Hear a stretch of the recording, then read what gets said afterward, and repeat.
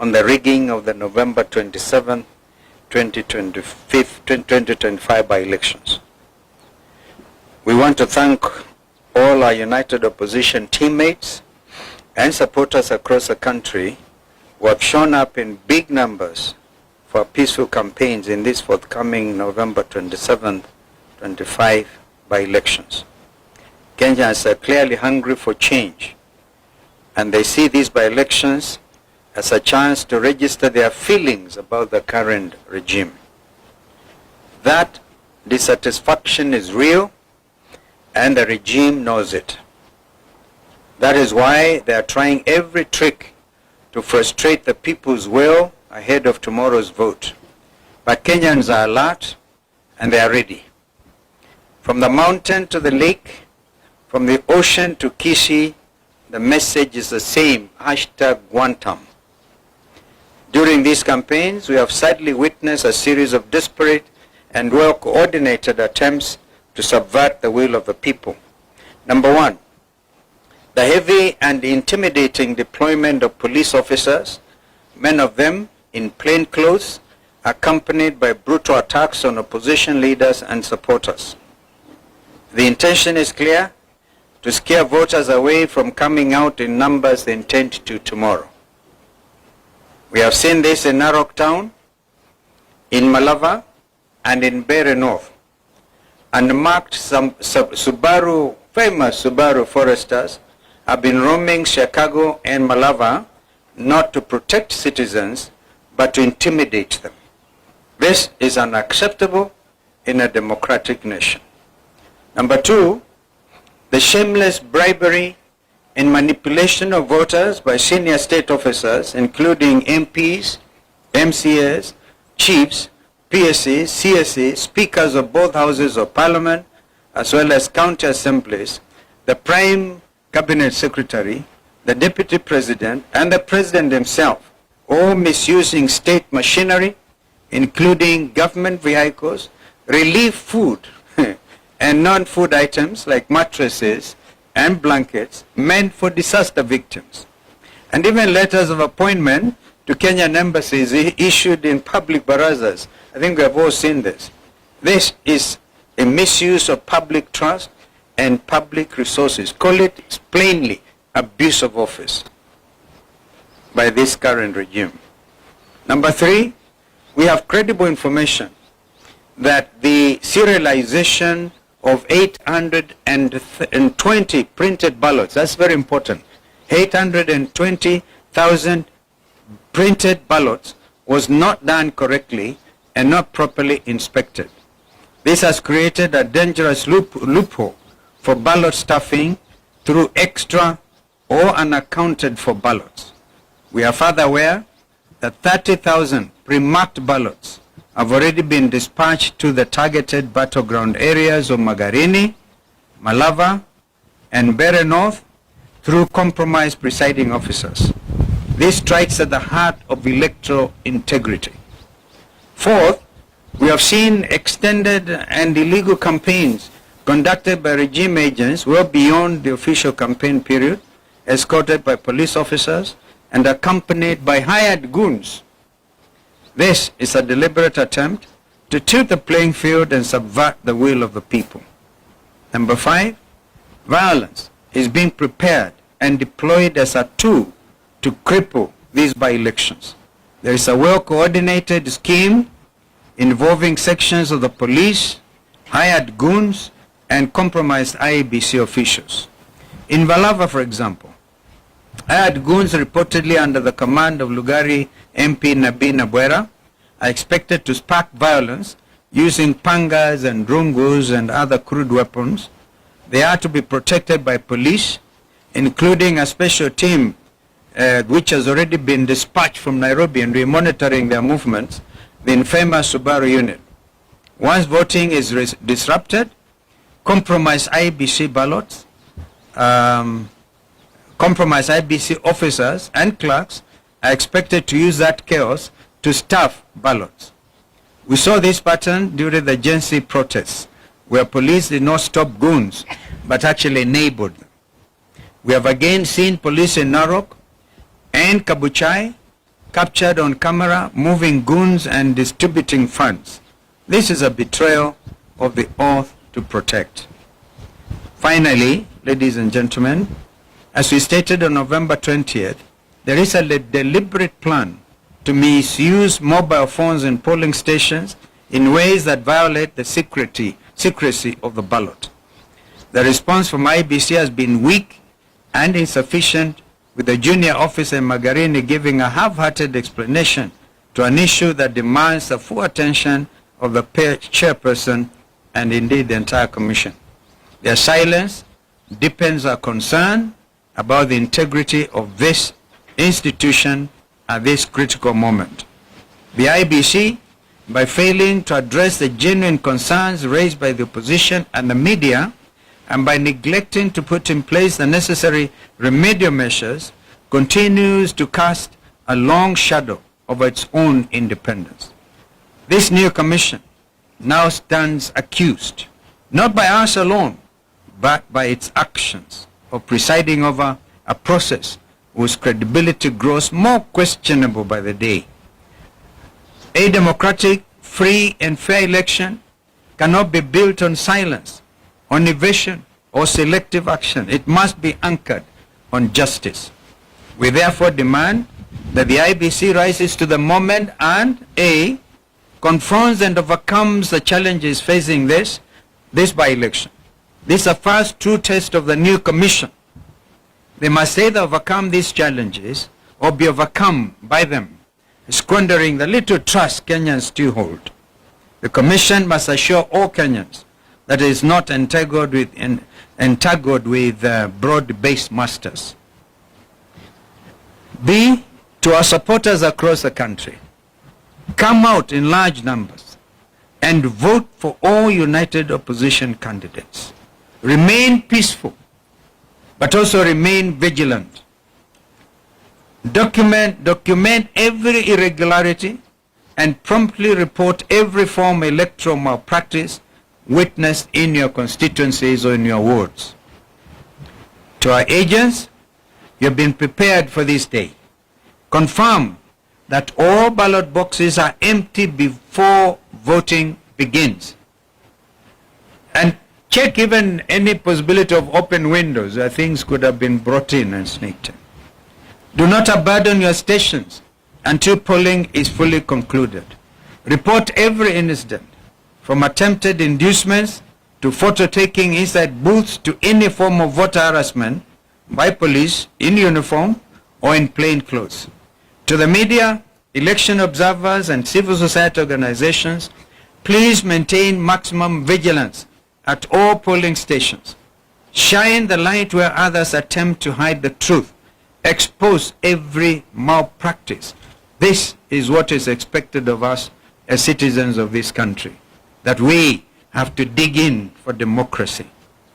E, the desperation of this regime is obvious to all.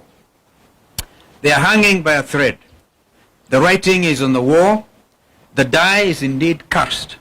No amount of public money, no deployment of police, bullets or tear gas, and no intimidation of opposition leaders and supporters will succeed in silencing the will of the people. And to the broad-based operators clinging to their last straws, let it be known the people have already spoken. At this defining moment, we urge Kenyans to stand firm, stand peaceful, and stand together. Let us prove once again that no force, however desperate, can overcome a united and a determined people. The will of Kenyans is sacred. It cannot be bought, it cannot be bullied, or indeed it can never be broken. Tomorrow, let us vote with courage, guide the vote with vigilance, and move forward with faith, knowing that the truth may be delayed, but it cannot surely be denied. May God bless Kenya and all of us.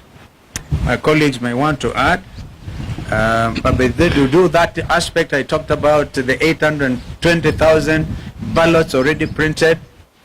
They were printed out in Greece, and the policy for by-elections has always been, you print locally. The Kenya Literature Bureau, for example, has been in that business. And it is also important to know that no certificate, and we want IBC to prove us wrong, no certificate of inspection and receipt has been received. So we are aware that this has been a quiet thing. And as we speak, Mr. Marjan is on the ground in Bere to try to make sure that what is already been planning, as we said the other day when my colleagues were out on the field, last Thursday in particular, we did point out that Marjan is under instructions of the former commissioner, Professor Goulet, who is William Ruto's political advisor on matters to do with IBC. So IBC, you are clearly on notice. So please, when the agents are there and the names are read out, I'll give an example. Any vote ya Karish in Bere North, if the clerks read Karish, please agents demand to see the marked ballots. And at the end of it, before the presiding officer presses the send button, please ensure that the numbers that have been now kind of identified and announced, yeah, are also the same figure that will get now transmitted by the send button. We are saying this because we are aware in the case of Mbeere North, 15,000 ballots have already been particularly voted. They have already marked them. And so the idea is that they are going to make them, they all be met now at the constituency tallying center. And therefore, because of the lack of serialization, which you have talked about, yeah, anybody can mark and serialize everything. So we are pretty aware, and I must thank Kenyans. Kenyans are very smart. That's why my brother said they cannot be like some of our other neighbors. This is Kenya. Thank you. Thank you very much. It is now very clear to us and to the people of Kenya that IBC is totally compromised, and we are happy that this has been confirmed this early, because had this not been confirmed this early, they could have duped Kenyans that they can supervise and pretend over the general elections. For the first time since the electoral history of Kenya, IBC has confirmed that they will be using uniformed officers and plainclothes officers. Those plainclothes officers is a tool for ballot stuffing.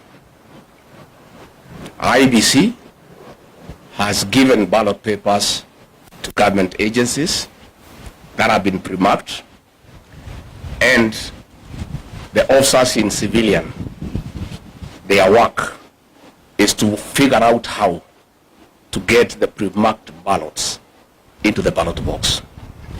In Bere, for example, Bere North, 15,000 pre-marked ballots are being distributed now in a hotel 2 kilometers from Ebu town, where Kindiki is supervising. And these officers have been instructed to go to the polling stations, some pretending to be agents, others to be observers, others to be keeping security. The plan in Bere North is that 1,500 gangsters from Kayole and Kambura in Kikuyu are in Bere. And their mission is to create chaos outside the polling stations so that the police officers inside can create more chaos, pretending to be agents. And in that situation of chaos, the pre-marked ballots will be put into the ballot boxes. Thereafter, the police will arrive and keep peace, and things will go back to normal, and then the voting will continue. By that time, the pre-marked ballot papers will have been in the ballot box already. We are therefore saying, and the CEO of IBC, Marjan, is in Mbeere North himself overseeing that exercise. Let me ask government not to provoke the people of Mbeere North and the people of Kenya. Those people will not accept that situation. And I can tell you they are aware. and they are waiting. And I think for IBC, they have lost an opportunity to work on some credibility where Kenyans can believe that they can be trusted to oversee the general election. So let me ask the people of Better North to be vigilant, to go and vote, and hang around.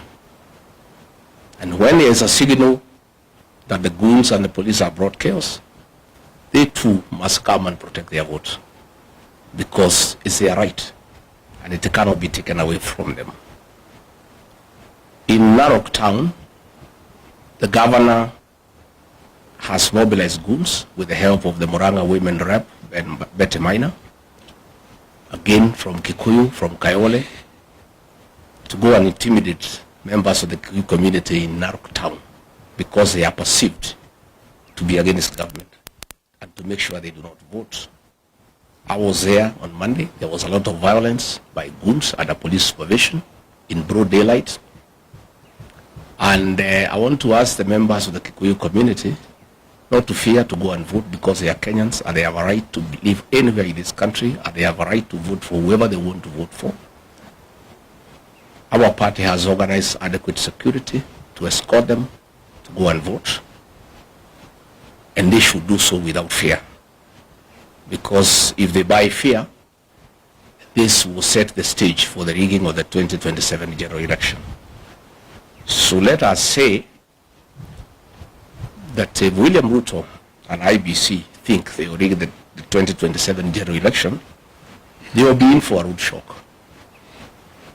Admittedly, I think the by-elections are a trial run on how they can rig the 2027 general election. For us, it's also very good, so that we see how they do it, so that we learn and we prepare. But I can tell you with certainty, the people of Kenya will not be intimidated to elect people they don't want. And Kenya is not Tanzania. This is a totally different country with a very resilient population who don't buy fear and who are not easily intimidated. In Better North, William Ruto has spent over 700 million shillings trying to bribe voters. And on the eve of the closure of the campaign period, the people of that area were through with that money. They want to go and vote their men, and that is why now they want to stuff the ballots. And it will not work, and it will not happen. And it is wrong for government officers sitting somewhere in a hotel outside Embu to think that they can go and stuff ballots into ballot boxes where the people live. It is very difficult. It's not easy. So we want to ask IBC not to allow officers into polling stations. And we have asked our agents to demand from the presiding officer that all agents are frisked for weapons. Nobody is supposed to carry a weapon inside a polling station unless it's an officer who is uniformed. Anybody else, whether you are an agent, whether you are an electoral official, you cannot carry a firearm inside the polling station. Those firearms are meant to intimidate the other agents, to intimidate the electoral officials, and therefore we have asked our agents to refuse the voting to begin until all people inside the polling station have been frisked for firearms, so that there are no firearms within the polling station. And I think once that has happened, voting should go on, and the counting should go on, and whoever has won should be announced. We have asked the people of Better North, after voting, all of them to proceed to the tallying center in Chicago, so that they can protect their vote. Because we cannot agree a few police officers organized by government to intimidate an entire population. It is not acceptable. It cannot happen. But the most annoying thing is that IBC has the guts to print ballots and give them to government. It's so sad. And they expect anybody to believe they can carry out a free and fair general election. They are going to set this country on fire. If those ballots are introduced tomorrow across the country, successfully, because Kenyans will know, because the agents will be there, the police will use force. Those activities will be recorded, and it comes to the attention of the people of Kenya that IEBC with the government want to introduce ballot papers that are pre-marked. Kenyans will be ready. And it will not be easy. And they will set this country on very, very, very serious tension for the next 2 years. I can tell you with certainty that if they try the rigging of these by-elections, this country will be on political mood from tomorrow up to 2027, and no work will be done in this country. People will be agitated, people will be angry, and people will not accept that a government can enforce, can force leaders on them. So let me ask the people not to fear, not to be intimidated, to go out and vote and protect the vote. They must remain vigilant under all circumstances, no matter the threats, no matter the level of intimidation. This is our country. We have no other country to go to, and the right to vote is absolute, and it must be protected under all circumstances. Thank you. Thank you. Labda wenzangu wameongea Kiingereza, wacha ni seme kidogo kwa Kiswahili na nieleze Wakenya wazalendo ya kwamba tumepata habari ya njama na kuiba kura serikali hii ya broad based. Njama hii imetekelezwa kupitia IEBC commissioners wenyewe, polisi wa Kenya, na kuna wahuni ambao tayari wametayarishwa. Wamepelekwa kule Mbere, wamepelekwa Magarini, wamepelekwa Malava kule Kakamega. Na njama hii ni kwamba hawa wahuni wataanzisha fujo wakiwa chini ya ulinzi wa polisi, na polisi wataingilia kati kujifanya ni kama wanatuliza na waweze kusimamisha upigaji kura katika sehemu hizi tatu ambazo serikali tayari dalili imeonyesha watashindwa. Wanataka kugeuza uamuzi wa wananchi. Yetu leo ni kuambia chairman Ethicon na commission ya IEBC ya kwamba wana nafasi nzuri sana kuonyesha ya kwamba hii ni tume huru isiyoegemea upande wowote. Kupitia yale ambayo malalamishi tumefikisha mbele yao, kuanzia na mambo ya hongo kwa wapiga kura. Haswa jana kumekuwa na women rep wa Kakamega, BLC Muhanda, akigawa chakula cha msaada, relief food, mchele, maharagwe, akipeana mattress na blanketi ambazo mimi nilikuwa napeana nikiwa waziri wa special programs. Wale wamepata majanga kule Turukana, mafuriko kule Nyanza na kwingineko. Hii ni chakula ya dharura kusaidia msaada wale wameumia. Sio wapiga kura, wakulima wa bidii ambao wana chakula chao, lakini wanatumia chakula cha serikali, mattress za serikali, kununua wapiga kura wapigie kura. Sio hiyo tu, njama ya pili kando na hongo ni kutumia fujo. Na hii fujo itakuwa kupitia hawa wahuni na polisi. Silaha hizi mbili za hongo na fujo tumejua zitatekelezwa wapi na nani. Kama Malava, nimetoka huko jana, mbunge wa Lugari Bwana Nabina Bwera, tunajua ya kwamba wewe ndio komanda ambao umepewa jukumu hilo. Tunajua ya kwamba Mheshimiwa Wetangula, Mheshimiwa Mudavadi, Mheshimiwa Oparanya na viongozi wenzetu kutoka magharibi mwa Kenya wamekuwa kwenye njama hii wakiongozwa na none other than Faruk Kibet, msaidizi wa rais, karani wa rais. Sasa ndio mdosi wa hawa jamaa. Kile anasema is what goes in Malava. Ameishi kule mwezi mzima hajaondoka. Na leo tutataka tumwambie bwana Faruk Kibet, ile njama umepanga tunajua. Kulikuwa na njama ya kwamba viongozi waweze kushikwa. Mheshimiwa Senator Halwale is targeted for arrest. Tunajua kuanzia usiku huu niko natafutwa. Senator Cleo Malala, governor, anatembea. na viongozi ambao wanaongoza kampeni zetu. Hii njama wanataka waweze kutisha wananchi wasijitokeze kupiga kura wakisikia viongozi wao wameshikwa na polisi. Wengi wamemwaga, watu waogope kujitokeza.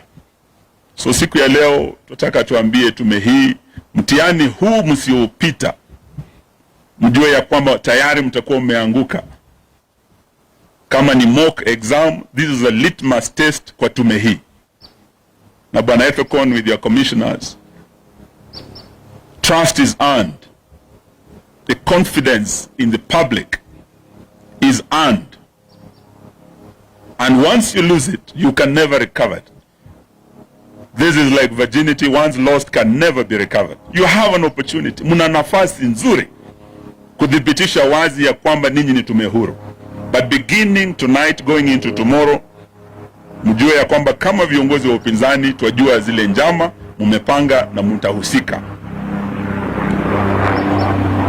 Sitaki niseme mengi, niombe ya kwamba wapiga kura, supporters wetu, msiogope, mjitokeze. Tutakuwa nanyi kuanzia usiku wa leo hadi usiku wa kesho. Kura zikihesabika, tuko na vijana wetu wamejitokeza.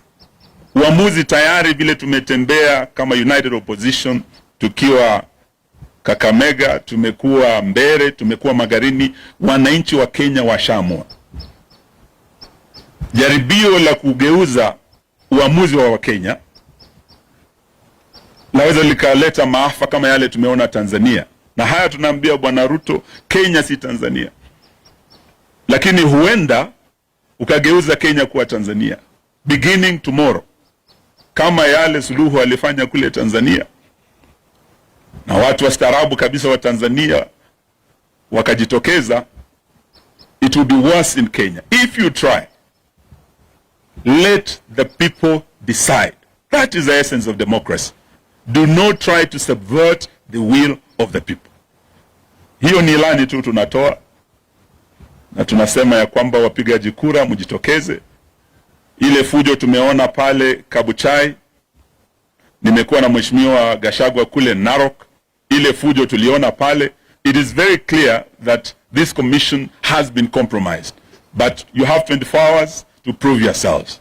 Asanteni sana. That's 1 minute. Yeah, sure. I forgot one thing. We have credible information as part of the strategy in case they don't succeed during the day to introduce the pre-marked ballots.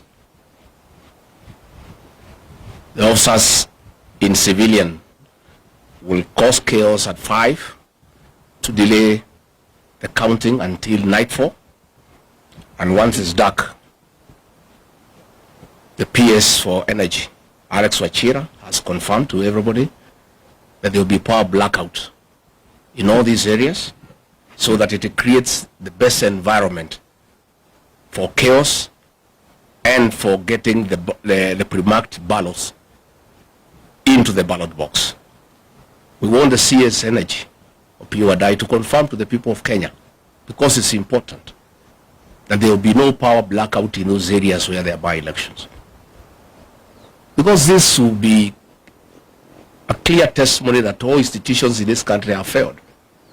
And they are part of the Kenyan fraud of stealing from the people of Kenya their birthright. And Alex Wachira has confirmed in that meeting that was in Embu. And what I must tell these government people is that the police force is as dissatisfied as the rest of Kenyans. That police force is divided right in the middle. All those things, they are being planned, they are being relayed to us in real time. Because these are also parents. Their pay slips have been raided. The police, they are complaining. Share deductions, housing levy. They are equally discontented. Most of presiding officers who have been approached, they are teachers. They are very discontented. So all those things you are planning using government might is in public knowledge, and it will be relayed as it comes. So we are also asking the media finally, please keep an eye on the happenings tomorrow have your teams everywhere. You have a responsibility. This is your country, to inform the people of Kenya what is going on. Because once these things are exposed, it's a deterrent.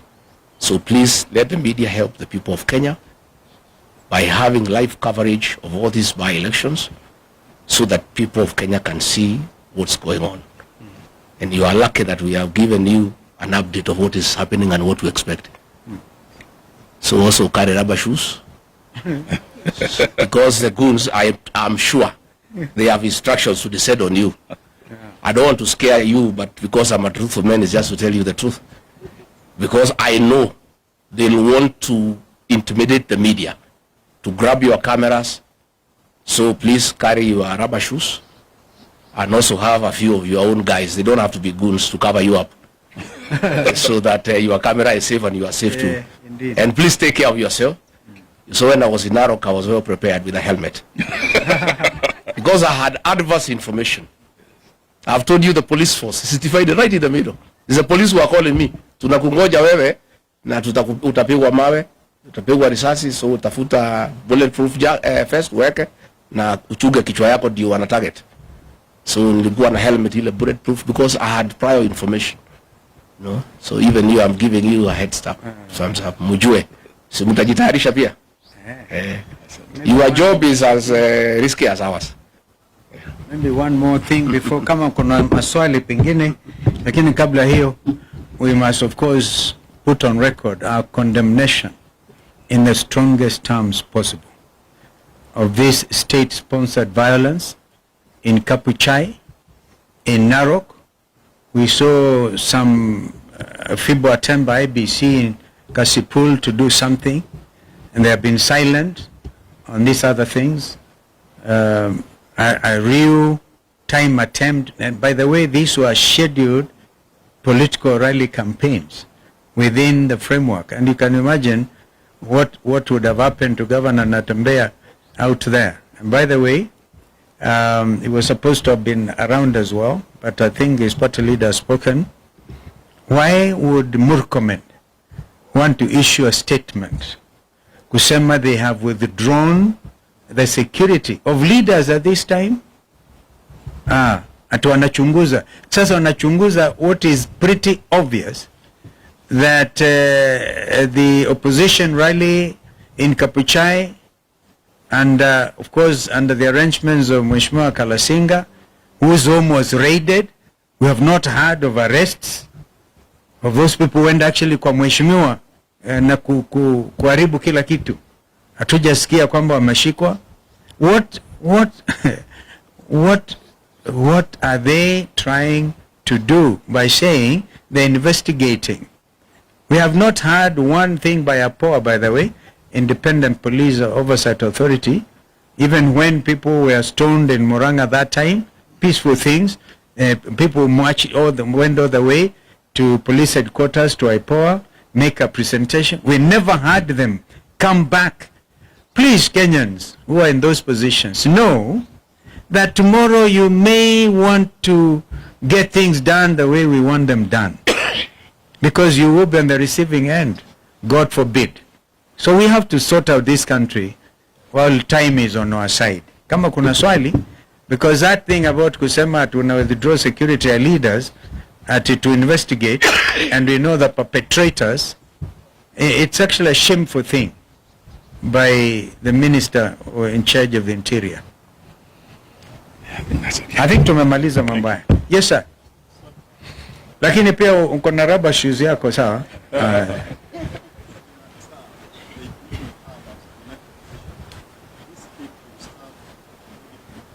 Yeah.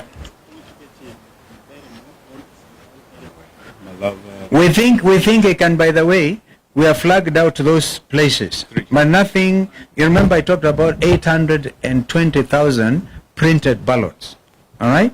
And each of them is supposed to have a serial number. I wanted to look at that statement. Si ndio nakwambia, ndio najaribu kukujibu kwamba angalia hiyo statement tena, that there is no serialization of those ballots. Wanaanza, we have got this from real time, by the way, on people who are everywhere, some in Kasipul, all right? that inarukwa serial number, therefore giving, I think those are the numbers zile zimerukwa ndizo wanataka kutumia waweke ballot stuffing, alafu waonyeshe ndizo hizo. Kama wanavyosema ndugu Rigiji kwamba ikifika saa 11 usiku, saa 1 jioni wanazima mataa na kuintroduce those ballots. That's why we are saying the agents for united opposition wawe macho from 5 o'clock in the morning to make sure the ballot papers are completely empty, to make sure hakuna mtu anaingia pale mwenye silaha, to make sure hakuna mtu agent waangalie kama kuna watu wanaenda kupiga picha kwa secret, to avoid the secrecy of the ballot. Waangalie hiyo yote, wawe macho na wasilale kwa kituo mpaka mambo yajulikane. So that's including what I said. That's absolutely vital, because if the presiding officers under instructions of Marjan are able to press the send button to the constituency tallying center, kwa mfano, or to the ward tallying center, what that will mean is that number may be different from ile imehesabiwa 1 2 3 4. Karisa amepata hii. What is your name, sir? Koenga naye amepata hizi. Sasa inaenda kitu tofauti. So the whole thing is the agents, and we have told our agents to be thorough. Lazima tukomeshe wizi wa kura Kenya hii. I think for Kapchai, and we are talking about Kisa East, the main target is actually Malava and Western. Yeah. What we do know, the way Rigiji has said, 15,000 pre-marked are headed to Bere North. For Malava, we have 10,000. We are aware they have sent 10,000 pre-marked ballots to Malava. And there are specific areas where tonight they're being dispatched. And once they start the violence, the police come in, there's disruption. There are presiding officers who have already been put in the loop, been compromised with that mission of making sure 10,000 ballots that are not for Malava people, that are pre-marked elsewhere, transported into Malava, are stuffed into those ballot boxes. So these we are aware, and 10,000 have also gone to Magarini. Obviously, you can see Bere North is the highest target, 15,000. But we are aware, and we took a match. Our agents wakae macho. Na wale ambao watahusika kuleta fujo, for Malava we are aware, na Binabwera, ndugu yangu Musalia, ndugu yangu Weta, ndugu yangu Oparanya, we have already lost a life in Kabuchai. There was a death because there was shooting, police bullets, live bullets were used in Kabuchai. There's already bloodshed in Kabuchai, kwa Itangula. We wouldn't want that to happen again tomorrow or this night. The blood will be on the hands of those who are in charge of that violence, and we know them. Asante sana. We monitored even the movement Yes. from Thika. Hizi Zambere zilianza somewhere in Thika, alafu zikapelekwa kwa DCC office in Bere. Tunajua, we are monitoring, and it is Kenyans themselves telling us what is actually happening. Thank you. Asanteni sana. Thank you. Mubarikiwe. Sitasimama maovu yakitawala, sitasimama maovu yakitawala.